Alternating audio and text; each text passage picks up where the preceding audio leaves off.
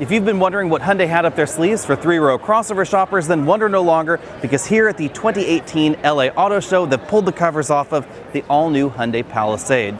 This will replace the three-row Santa Fe in their lineup.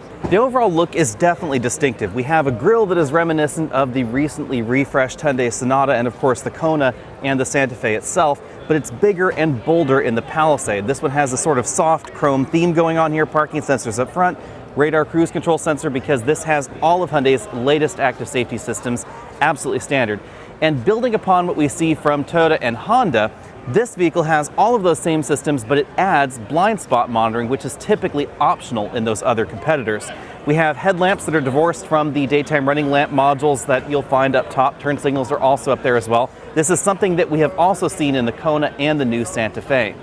In terms of overall length, this generation is a little bit longer than the Santa Fe that it replaces. It's now about the same length overall as the Subaru Ascent. It's still definitely styled like a three-row crossover, and it actually has a style back here that is reminiscent of a more body-on-frame style SUV than the average soft-roader in America. Especially when you look back here at this rear window line and the chrome going on here, I see a little bit of Lincoln Navigator, definitely some large GM SUV. Overall, I think it's a very attractive look, especially when we go around to the back.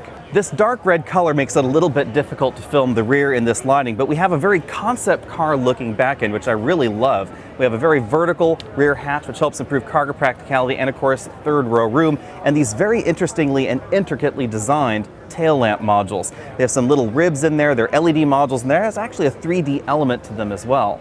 Hyundai is no stranger to 3.8-liter engines, so we find one under this hood, but it's not the same old 3.8. This is actually a new engine that now runs on the Atkinson cycle. It does that in order to help improve efficiency, but power is also up over the 3.3-liter V6 that we found in their last three-row crossover.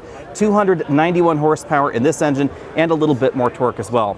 More importantly, this is now mated to their new 8-speed automatic transmission that we've seen in some of their other vehicles. That sends power to either the front wheels or to all four wheels via an optional all-wheel drive system. We don't know exactly what fuel economy numbers will be like at this moment, but expect this to not only be better accelerating than the last model, but also have better fuel economy as well.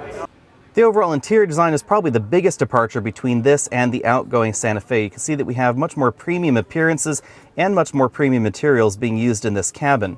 That open pore looking trim moves on over from the door on over to the dashboard in kind of a new departure for the brand, where we have kind of a two-tier dashboard design. Instead of an infotainment system tacked onto the dashboard, sort of like we see in the Kona, we have something that's a little bit more integrated with the instrument cluster binnacle over there on the left.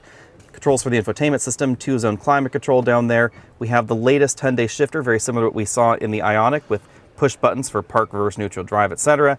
We have a knob over here for the all-wheel drive system that allows you to change the driving mode based on your terrain. Buttons for the heated and ventilated seats right there. Pretty big storage cubbies right here in the center console. It's one with a charging mat, 2 cup holders there. Then we have some storage right there under the armrest.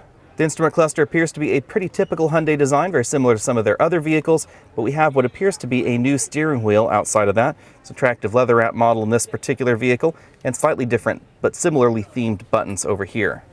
The overall interior design and interior quality is definitely a step above the last model. In fact, this actually looks an awful lot more like a Lexus competitor, to be honest, than something like a competitor to the Ford Explorer. It's really obvious when you take a look at the door panels on this upper end trim. We have a lot of quilting going on right there on the doors that you typically don't find in this segment.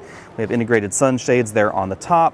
Then, of course, back in the ivory model, we really have a very elegant overall color palette. Behind the third row seats, we definitely find more cargo area than the average three-row crossover. There's even a little bit of storage right there under that cargo area load floor. The rear seats appear to be pretty easy to fold flat. We have buttons over here to power flip and fold the third row. That is quite a nice touch. And then we have one-touch releases for the second row seats as well. If you want to know more about the Palisade, be sure and stay tuned, because we will be getting our hands on one just as soon as possible for our complete reviews. But until then, it's easy to say this is likely going to be a winner for Hyundai, because it's big, it looks great, the interior especially is definitely a step over the outgoing model. And I really love the blue on ivory interior that this particular model has. I hope that definitely makes it to more trim levels over time. It's worth noting that although the overall size is definitely about the size of the Ascent, this appears to be a little bit more practical on the inside because of its overall square and more upright profile. We definitely have more cargo area in the back than we find in the average three-row crossover. But again, stay tuned for that full review when we can get our hands on one for a week.